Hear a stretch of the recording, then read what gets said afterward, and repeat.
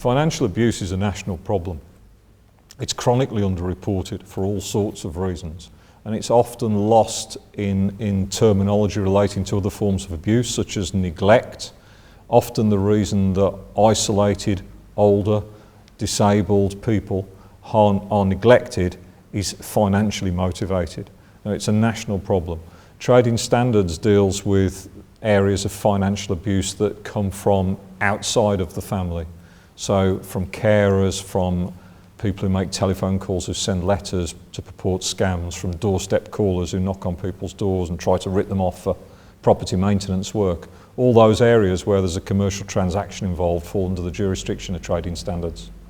Anyone can be targeted by scammers and anyone can be targeted for financial abuse, but the people most likely to be targeted are socially isolated people who live out in the community. They may be older, they may have a disability, they may have failing mental health. These things make them vulnerable to scammers, abusers who want to take their money from them. We've been working actively in this area for many years, and we've got a number of successful prosecutions against rogue traders, and we've got a number of ongoing prosecutions in that area. One case that springs to mind, a recent case, relates to an older Dudley resident, a man in his 80s, who was retired, and he was telephoned at home by someone purporting to be from his bank to say that he had to go into the bank and transfer his money into a safe account because there was a dishonest employee at the local branch, the caller said, and he had to transfer his money to another account to keep it safe, which he duly went and did. He transferred his £60,000 life savings into another account and lost it all on the face of it. And when that complaint came to us, although the bank were very sorry about it, they said it wasn't their fault and they weren't prepared to refund the money. But we were able to take that case on that man's behalf. We took it to the Financial Conduct Authority. We made his case for him. The Financial Conduct Authority eventually upheld that decision and refunded all of the money to him. So he's now got all that money back.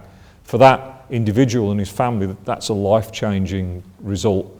He, having lost the money, couldn't afford to have the heating on. He'd lost all his confidence. He felt wrongly, felt very foolish. And we were able to not only give him his money back, we were able to give him his life back and give him his confidence back so he can continue to live independently and happily, which is our goal. You should be very wary of any telephone calls that you receive that are marketing calls or calls asking for information. Many of those calls will be scams. People trying to sell you things over the phone. It could be vitamins, it could be insurance, it could be trying to make appointments for double glazing, burglar alarms. Any calls of this nature you should be very wary of. You equally should be very wary of doorstep callers that you don't know, that you aren't expecting, that are trying to sell you things at door to door. The sad reality of it is many of those callers have less than genuine intentions, and you should be very mindful of them. And if you have neighbours who are isolated, who are vulnerable, then you need to keep an eye out for them, because another sad reality of this situation is they're almost certain to be targeted. In Dudley, we have a special number that you can call called the Dudley Financial Abuse Hotline.